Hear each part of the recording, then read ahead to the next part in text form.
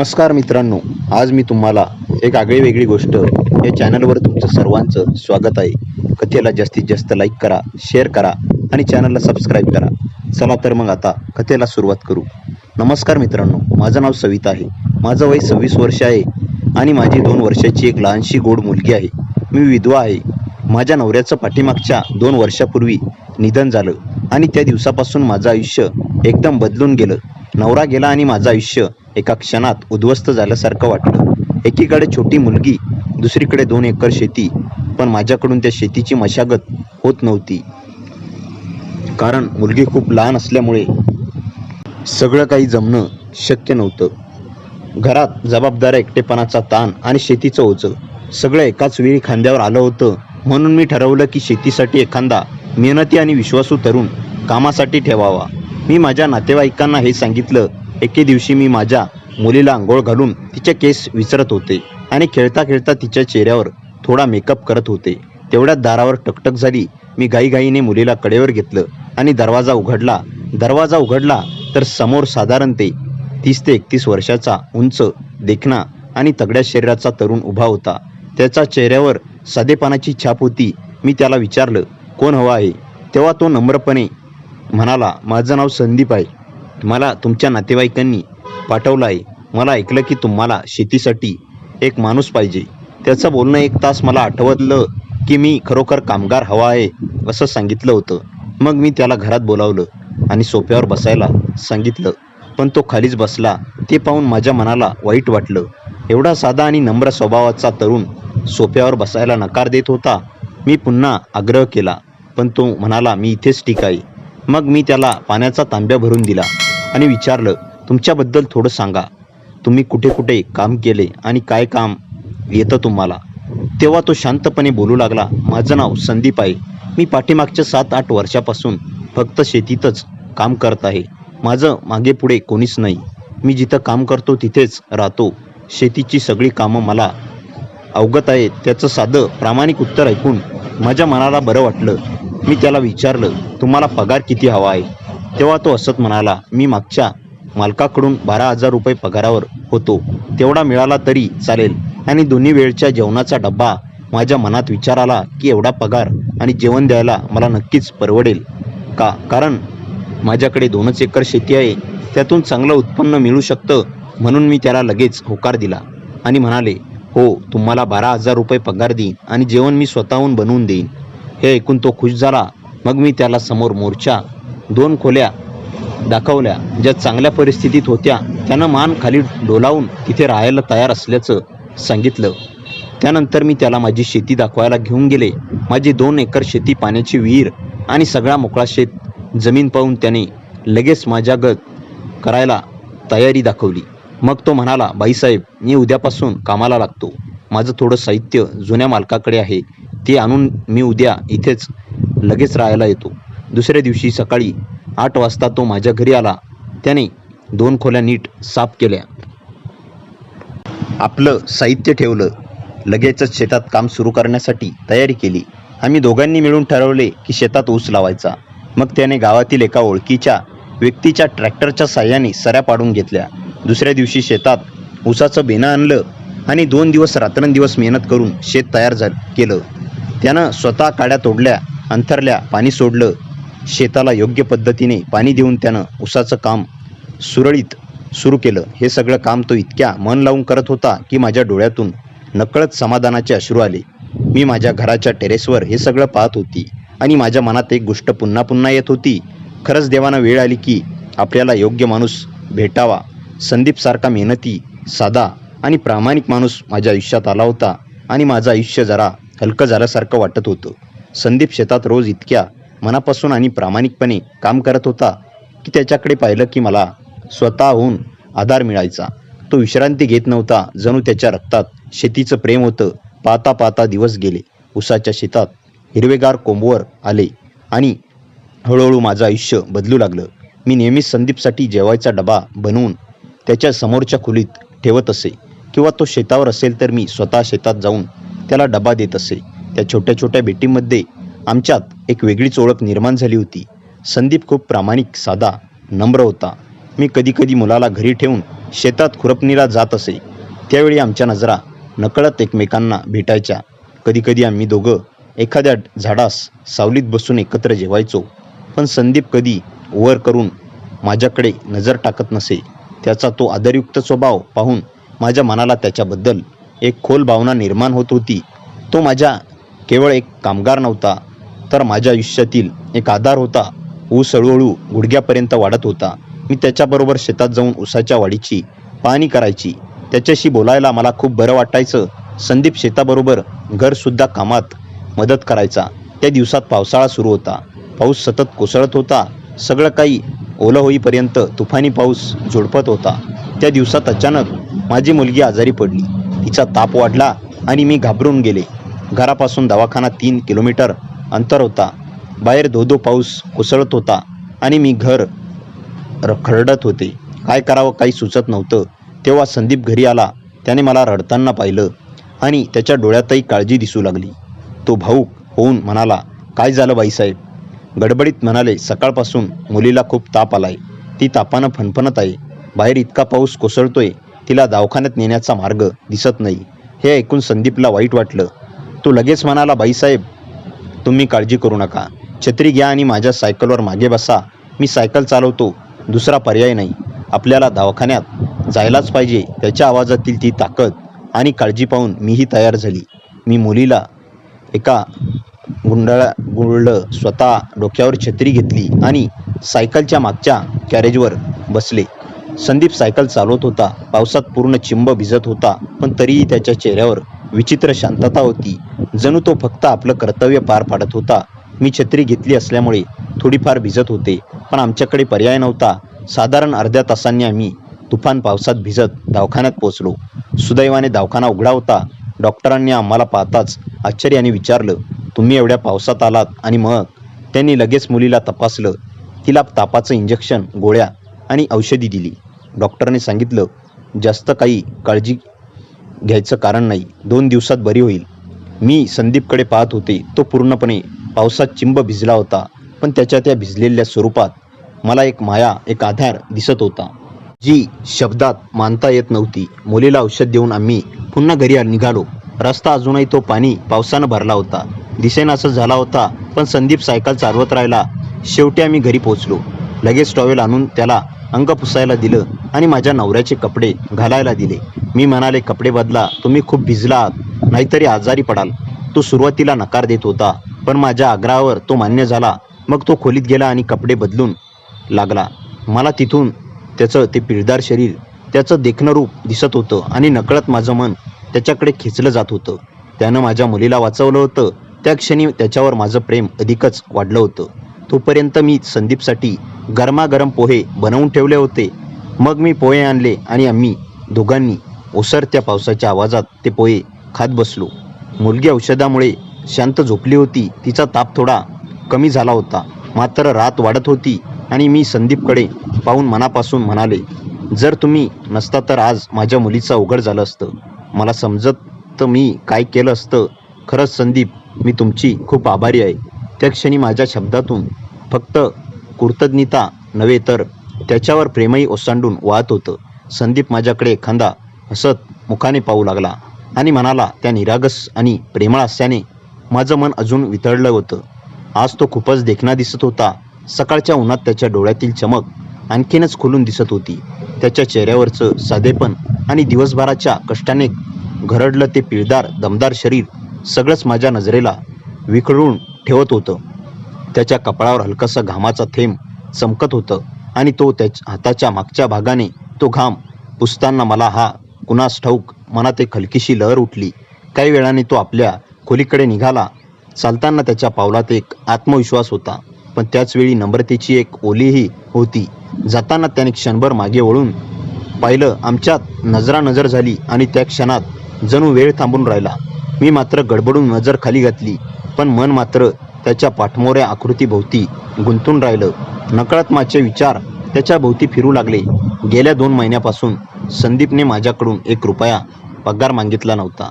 उलट तोच म्हणाला होता, बाईसाहेब, जेव्हा जेव्हा तुमच्या शेतात पैसे मिळतील तेव्हाच द्या, त्याआधी नाही. त्या शब्दांमध्ये केवळ आदर नव्हता, तर ती माझ्या अडचणीची जाणीव होती, माझ्या संघर्षाची ओळख होती. त्याच्या त्या बोलण्याने माझ्या मनात त्याच्याबद्दल काहीतरी वेगळंच उमलू लागलं होतं. तो फक्त कामगार नव्हता, तो माझ्या आयुष्याचा रिकामा कोपऱ्यात शांतपणे उभा राहिलेला आधार होता. रात्री उशिरा अंगणात बसताना त्याची सावली माझ्या नजरेसमोर यायची आणि मनात एक वेळ हुरहुर दाटून यायची. त्या दिवशी वाऱ्याची झुळूक अंगावर आली तेव्हा नकळत मी त्याच्या शैलीची आठवण काढली. एकदा पावसात भिजताना त्याने ती माझ्या अंगावर अलगद ठेवली होती. त्या स्पर्शाने काही मर्यादा ओलांडले नव्हता, पण तरीही त्या स्पर्शाने माझ्या मनात तारा छेडल्या गेल्या होत्या. आज तो खोलीत जाताना माझं मन त्याच्या पावलामागेच गेलं होतं. त्याच्या साध्या प्रामाणिक स्वभावाने माझ्या मनाभोवती एक दृश्य वलय निर्माण केलं होतं. आकर्षण केवळ त्याच्या देखणीपणाचं नव्हतं, ते त्याच्या मनाच्या श्रीमंतीचं होतं. आणि कदाचित हळूहळू माझं मन त्याच्यावर प्रेम करू लागलं होतं, ज्याची कबुली अजून ओठावर आली नव्हती, पण हृदय मात्र शांतपणे ती मान्य करू लागलं होतं. दिवस एकामागून एक झपाट्याने पुढे सरकत होते. संदीपच्या कष्टाळू हाताने ऊसाची शेती जणू सोन्याने नटली होती. उंच उंच वाढलेला ऊस आता डोकापर्यंत येत होता. त्याच्या भरगच्च ताज्या कांड्या वाऱ्यावर हलगत होत्या. पावसाने नुकतीच धरती धुवून काढली होती. मातीचा मंद सुगंध हवेत दरवळत होता आणि सगळं वातावरण एखाद्या स्वप्नासारखं भासत होतं. एके दिवशी मी आणि संदीप ऊस पाहायला शेतात गेलो. मुलगी घरी शांत झोपली होती, म्हणून लवकर परतायचं ठरवलं होतं. पण शेतात हिरवगार बांधावर पाऊल टाकताच वेळीची जाणीव हरवली. वाऱ्याची एक हळवी झुळूक ऊसाच्या शेतातून फिरत होती आणि त्या सगळीकडे एक गूढ मधुर लय दडली होती. मी बांधावरून सावधपणे चालत होते. संदीप थोडा मागे होता, पण त्याची नजर माझ्यावर सतत असल्याची जाणीव मला होत होती. त्याच जाणीवेने उद्याची धडधड थोडी वाढली होती. अचानक माझा पाय घसरला. क्षणभर सगळं डळमळलं आणि पुढच्या क्षणी संदीपचे मजबूत हात माझ्या कमरेभोवती घट्ट गुंडाळले गेले. मी थेट त्याच्या मिठीत अडकले. त्याच्या छातीत उबदार स्पर्श, त्याच्या श्वासांचा मंद स्पर्श माझ्या गालावर. सगळं काही एका क्षणात घडलं, पण त्या क्षणाने आयुष्यभरासाठी ठसा उमटला. आमचे चेहरे अगदी जवळ आले होते. त्याच्या डोळ्यात एक अनामिक ओढ होती. तीच ओढ कदाचित माझ्याही डोळ्यात उमटली असावी. माझ्या हात नकळत त्याच्या खांद्यावर विसावले. त्या जवळीकीप्रमाणे हृदयाची धडधड इतकी वाढली की जणू उसाच्या सळसळी पळण्यापेक्षा ती मोठी वाटत होती. हळूहळू संदीपचे ओठ माझ्या ओठांजवळ आले. तो क्षण जणू काही जपून ठेवायला होता. माझे डोळे मिटले गेले. श्वास अर्धवट थांबला. पण अचानक संदीप पाण्यावर आला. त्याने हलकेच मला सरळ उभं केलं. स्वतः एक पाऊल मागे झाला. त्याच्या चेहऱ्यावर आदर आणि आवरलेली भावना दोन्ही स्पष्ट दिसत होत्या. मी लाजेने खाली मान घातली. गालावर गुलाबी छटा उमटली होती आणि मनात मात्र एक वेगळी चूप साचली होती. त्या दिवशी आम्ही दोघे निशब्दपणे घरी परतलो. शब्दांची गरज नव्हती, कारण आज आमच्या नजरा बोलल्या होत्या. त्या नजरेत काळजी होती, आकर्षण होतं आणि एक नव्याने उमलणार नातंही. उसाच्या हिरवगार शेतात पावसाने न्हाणलेल्या धरतीच्या साक्षीने आमच्यात काहीतरी बदललं होतं, अदृश्य पण कायमचं. त्या एका मिठीतून आमच्या घरात प्रेमाचं पहिलं कोवळं पान अलगद उमललं गेलं. घरी पोहोचल्यावर मी संदीपकडे पाहिलं. दारात उभा असलेला तो अजूनही दुपारच्या त्या क्षणाने थोडा गोंधळलेला वाटत होता. मी हलक्या थरथरत्या आवाजात म्हणाले, आज संध्याकाळी जेवायला घरी ये. आज मी तुला डबा आणून देणार नाही. क्षणभर त्याने माझ्या डोळ्यात पाहिलं. त्या नजरेत प्रश्न नव्हता, फक्त एक शांत समजूत होती. त्याने हळूच होकारार्थी मान हलवली. ते एका मान हलवण्याचं माझ्या मनात विचित्र हुरहुर उठली, आनंदाची, ओढीची, थोड्या भीतीची. संध्याकाळ हळूहळू उतरू लागली. आकाश जांभळं होत गेलं आणि अंगणात मंद वारा फिरू लागला. घरात मी स्वयंपाक करत होते.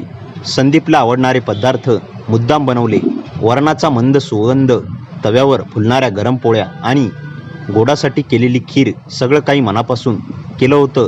पण हातात काम करत होते आणि मन मात्र त्याच्याकडे धावत होतं. सतत त्याचा चेहरा डोळ्यासमोर तळत होता. त्याची शांत नजर, हळू स्मित आणि आज दुपारची ती घट्ट मिठी. माझं हृदय नकळत धडधडत होतं. मुलगी झोपल्यानंतर घरात एक शांत निवांतपणा पसरला. मी दिव्याच्या उजेडात थोडा मंद केला. दाराकडे नजर लागली होती. प्रत्येक पावलाचा आवाज ऐकू येतं असं वाटत होतं आणि मग हलकासा असा दरवाजा ठोठावण्याचा आवाज आला. मी दार उघडलं. संदीप उभा होता, साध्या कपड्यात, पण आज काहीतरी वेगळंच भासत होतं. कदाचित माझ्या नजरेत बदल आला होता. त्याने हलकसं नमस्कार म्हटलं, पण आवाजात ओलावा होता. आम्ही दोघं एकत्र बसलो. ताट वाढताना माझे हात थोडे थरथरत होते. तो शांतपणे जेवत होता, पण अधूनमधून सोडून माझ्याकडे पाहत होता. जेव्हा जेव्हा आमची नजर भिडायची तेव्हा एक हलकंसं हसू दोघांच्या ओठावर उमटायचं. न बोलताही कितीतरी काही सांगायचं. आज शब्दांनी गरज नव्हती. वारणाचा घास घेताना तो म्हणाला, खूप छान झालंय.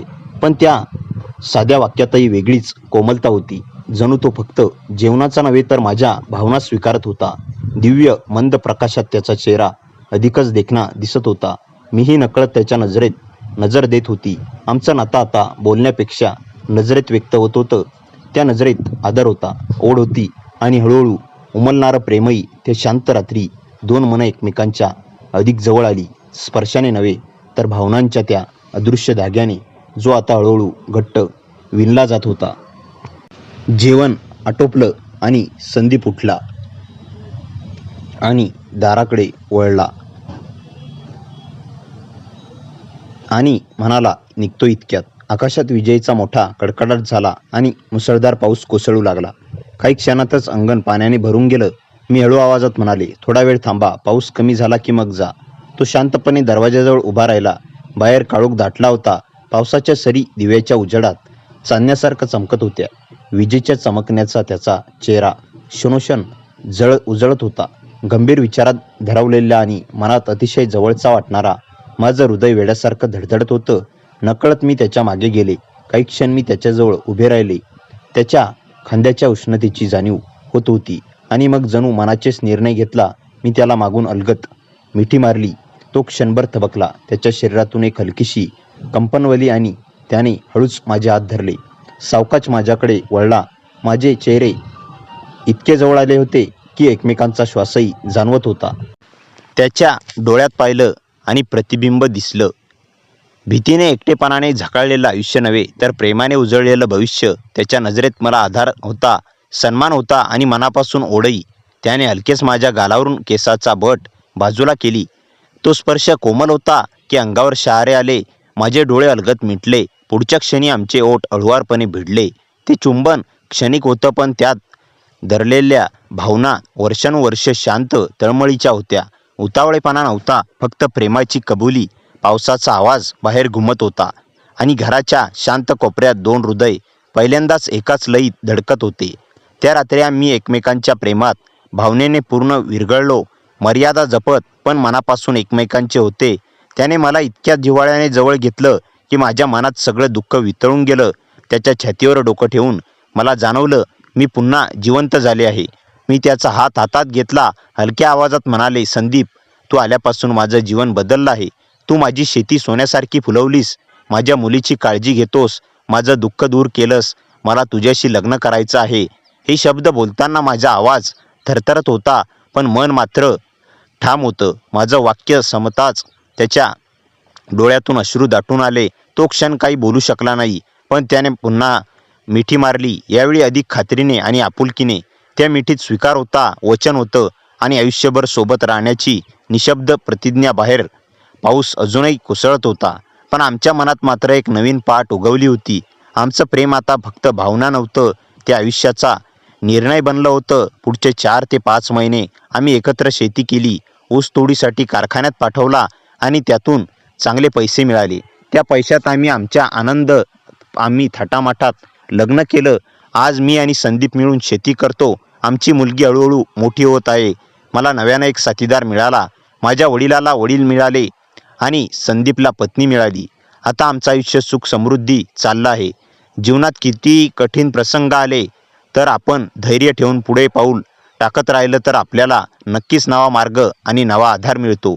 ती खरी साथ विश्वास असेल तर अंधाऱ्या आयुष्यातही पुन्हा उजळ येऊ शकतो. प्रत्येक माणसाला दुसरी संधी मिळते, फक्त आपल्याला ती ओळखता आली पाहिजे. लग्नानंतर सविता आणि संदीपचं आयुष्य जणू नव्या रंगांनी भरून गेलं होतं. सकाळच्या पहिल्या किरणासोबत दोघांचा दिवस सुरू व्हायचा. अंगणातल्या तुळशीपाशी सविता दिवा लावायची आणि संदीप तिच्या शेजारी शांतपणे उभा राहायचा. त्या छोट्याशा क्षणातही दोघांनाही एक वेगळीच शांतता मिळायची.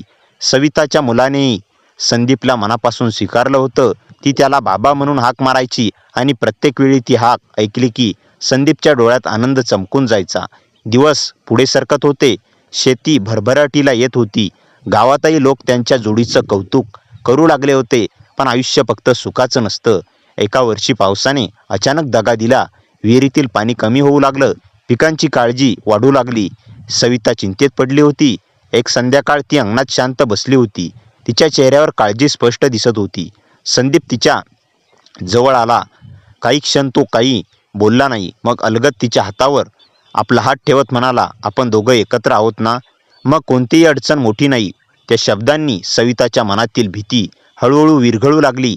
तिला पुन्हा एकदा जाणवलं की आयुष्याने तिच्याकडून खूप काही हिरावून घेतलं होतं, पण बदल्यात तिला संदीपसारखा साथीदार दिला होता. त्या रात्री दोघं घराच्या छतावर बसून आकाशाकडे पाहत होते. असंख्य तारे चमकत होते.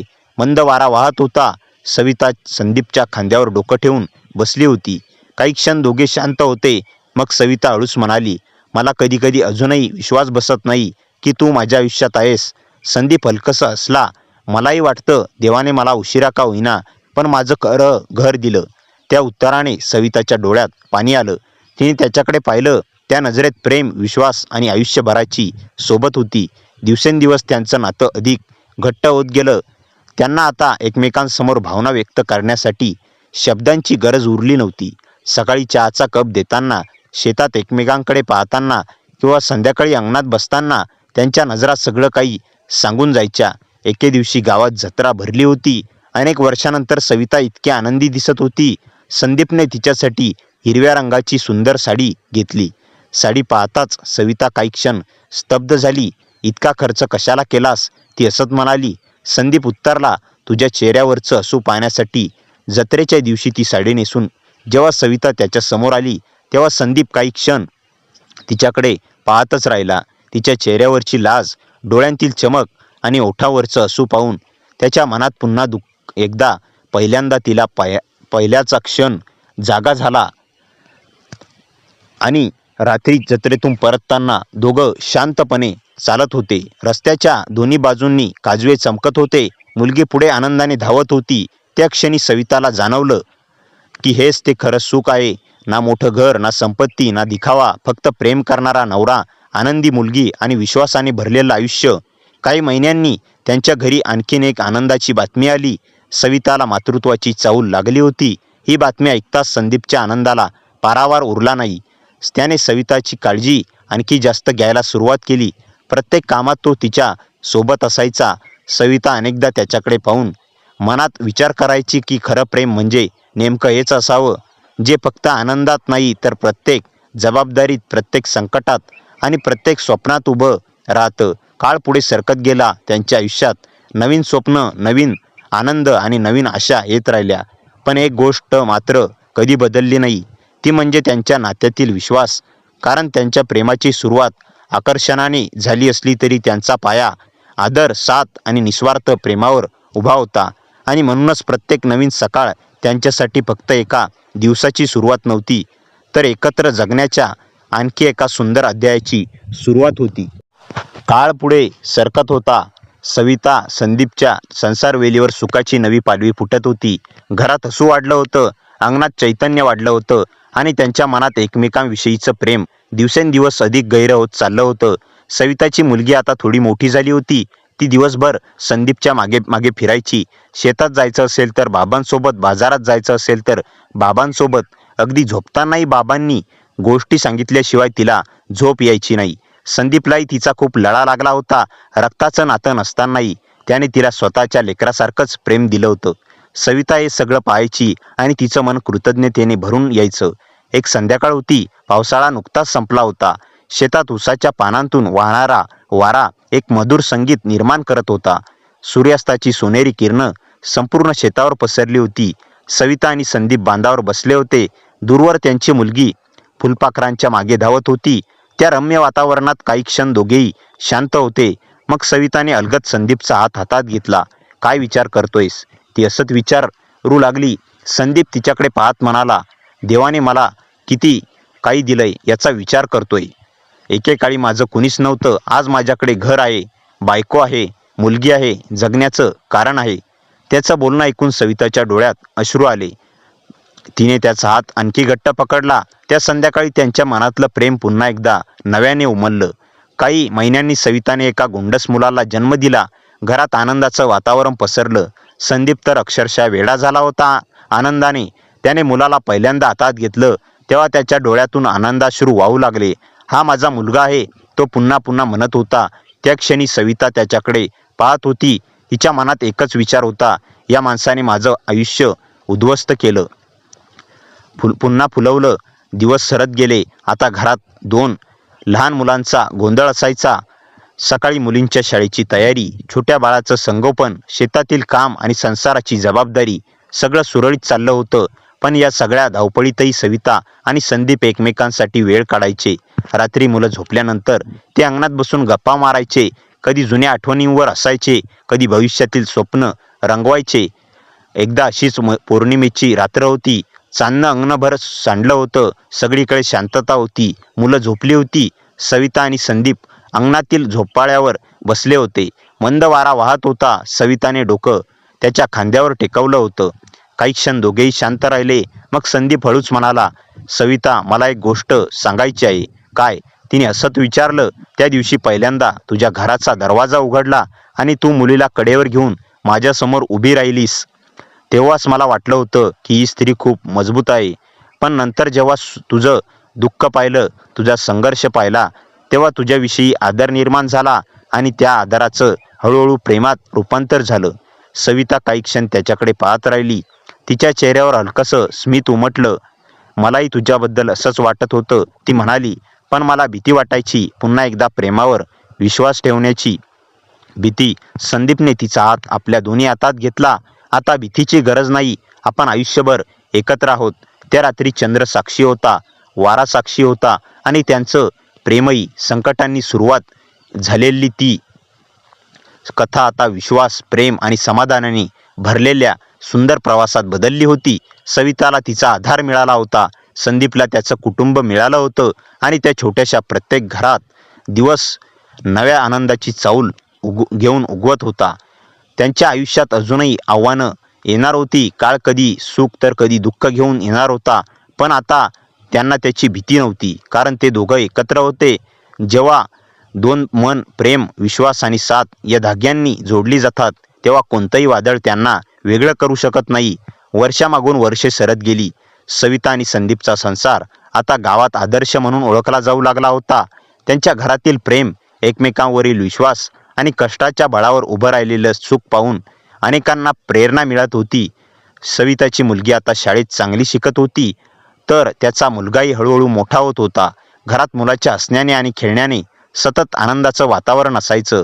संदीप अजूनही पहाटे उठून शेतात जायचा, पण आता तो एकटा नव्हता. सविता त्याच्या प्रत्येक कामात खांद्याला खांदा लावून उभी असायची.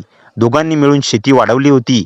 2 एकरापासून सुरुवात झालेली शेती आता 6 एकरापर्यंत पोहोचली होती. नवीन मोटार बसवली होती. विहिरीचं काम केलं होतं आणि त्यांच्या मेहनतीचं फळ आता स्पष्ट दिसू लागलं होतं. एके दिवशी गावात मोठी जत्रा भरली होती. मुलांनी अट्ट धरला म्हणून सगळे मिळून जत्रेत गेले. मुलगी आता तारुण्याच्या उंबरठ्यावर पोहोचत होती. ती आईसारखी सुंदर आणि समजूतदार झाली होती. जत्रेत फिरताना ती आपल्या छोट्या भावाचा हात धरून चालत होती. ते दृश्य पाहून सविताच्या डोळ्यात आनंद चमकला. ती हळूच संदीपकडे पाहत म्हणाली, पाहिलंस का, आपली लेकरं किती मोठी झाली. संदीप हसला आणि म्हणाला, काल परवाच तर ती माझ्या खांद्यावरून बसून जत्रा पाहत होती असं वाटतं. दोघेही हसले. वेळ खरंच किती वेगाने पुढे जातो याची त्यांना जाणीव झाली. त्या रात्री घरी परतल्यानंतर मुलं झोपली होती. घरात शांतता होती. अंगणात चंद्रप्रकाश पसरला होता. सविता आणि संदीप जुन्या आठवणी काढत बसले होते. सविता म्हणाली, तुला आठवतं का, तू पहिल्यांदा काम मागायला आला होतास तेव्हा? संदीप मोठ्याने हसला. हो, आणि तू मला सोप्यावर बसायला सांगितलं होतंस, पण मी खाली बसलो होतो आणि मला वाटलं होतं हा माणूस किती साधा आहे. सविता हसत म्हणाली. काही क्षण दोघं जुन्या आठवणीत हरवून गेले. त्या आठवणींमध्ये संघर्ष होता, अश्रू होते, एकटेपणा होता, पण त्याचबरोबर प्रेमाचा पहिला अंकुरही होता. दिवस पुढे सरकत राहिले. मुलगी कॉलेजमध्ये जाऊ लागली. ती अभ्यासात हुशार होती. एके दिवशी तिने आई वडिलांसमोर येऊन सांगितलं की तिला शिक्षिका व्हायचं आहे. तिच्या डोळ्यात स्वप्न चमकत होती. संदीपने क्षणाचाही विलंब न करता तिच्या शिक्षणासाठी होकार दिला. तू मनापासून अभ्यास कर, पैशाची चिंता करू नकोस, तो म्हणाला. मुलीच्या डोळ्यात आनंदाश्रू आले. तिला पुन्हा एकदा जाणवलं की हा माणूस तिचा जन्मदाता नसला तरी जगातील सर्वोत्तम वडील आहे. काही वर्षांनी मुलगी शिक्षिका झाली. संपूर्ण गावात आनंदाचं वातावरण होतं. सविताच्या डोळ्यातून अश्रू वाहत होते. ती मनात म्हणत होती, देवा, ज्या दिवशी माझं आयुष्य संपल्यासारखं वाटलं होतं त्या दिवशी तू माझ्यासाठी नवीन आयुष्याला लिहायला सुरुवात केली होतीस. कालांतराने मुलीसाठी एक चांगलं स्थळ आलं. मुलगा सुशिक्षित आणि सुस्वभावी होता. सविता आणि संदीपने मुलीच्या संमतीने लग्न ठरवलं. लग्नाच्या दिवशी संपूर्ण घर उजळून निघालं होतं. पण मुलगी सासरी निघताना सविताला तिचे अश्रू आवरत नव्हते. तेवढ्यात मुलगी संदीपच्या गळ्यात पडून रडू लागली. बाबा, तुम्ही माझ्यासाठी जे केलं ते कुणीच करू शकत नाही. संदीपच्या डोळ्यातही पाणी आलं. त्याने तिच्या डोक्यावरचा हात ठेवला आणि म्हणाला, तू माझी मुलगी आहेस हे कधी विसरू नकोस. त्या क्षणी तिचे उपस्थित प्रत्येकाचं मन भरून आलं. वर्षे पुढे जात राहिली. मुलगाही शिक्षण पूर्ण करून शेतीची जबाबदारी सांभाळू लागला. आता संदीपच्या केसांमध्ये पांढरेपणा दिसू लागला होता. सविताच्या चेहऱ्यावरही वयाच्या हलक्या रेषा उमटल्या होत्या. पण त्यांच्या नात्यातील प्रेम मात्र तसंच होतं. एक संध्याकाळ होती. सूर्यास्त होत होता. शेतात ऊस पुन्हा एकदा वाऱ्यावर डोलत होता. सविता आणि संदीप त्या जुन्या बांधावर बसले होते जिथे अनेक वर्षापूर्वी त्यांच्या मनातील भावना पहिल्यांदा जाग्या झाल्या होत्या. काही क्षण दोघे शांत बसून शेताकडे पाहत राहिले. मग हळूच सविता म्हणाली, आपलं आयुष्य किती बदललं ना. संदीप तिच्याकडे पाहून हसला. हो, पण एक गोष्ट कधी बदलली नाही. कोणती? सविताने विचारलं. संदीपने तिचा हात आपल्या हातात घेतला म्हणाला, तुझ्यावरचं माझं प्रेम. आणि त्या शब्दावर सविताच्या डोळ्यात पुन्हा एकदा तीच पहिल्या प्रेमाची चमक उमटली. मावळत्या सूर्याच्या साक्षीने दोघेही शांतपणे एकमेकांच्या शेजारी बसून राहिले. त्यांच्या मागे संघर्षाचा मोठा प्रवास होता, पण समोर समाधानाने भरलेलं आयुष्य होतं. आणि त्या क्षणी त्यांना जाणवलं की खरं प्रेम हे फक्त तरुण वयातल्या भावना नसतात. खरं प्रेम म्हणजे आयुष्यभर एकमेकांच्या सोबत चालणं राहणं, संकटात हात न सोडणं आणि काळ कितीही बदलला तरी मनातला जिव्हाळा तसाच जपून ठेवणं.